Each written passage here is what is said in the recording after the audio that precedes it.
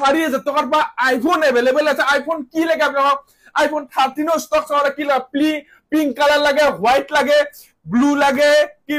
আর কি লাগে এদারে আইফোনে দেখা যায় আইফোনে কি লাগে 12 প্রো আছে 12 প্রো 11 প্রো ম্যাক্স প্রত্যেকটা মডেলৰ 13 মিনি আছে তাহলে 13 মিনি দুই পিস হোয়াইট কালাৰত আছে আৰু 12 ভোট কি পিস আছে 12 চাওৰা ভোট 1 2 3 4 5 6 7 8 9 10 11 পিস 12 মিনি আছে 13 মিনি আছে আইফোন XR আছে 11 আছে প্ৰত্যেকটা কালাৰত আছে S22 আলট্ৰা আছে বক্সৰ লগত ফোন লাগিলে বক্সৰ লগত পাব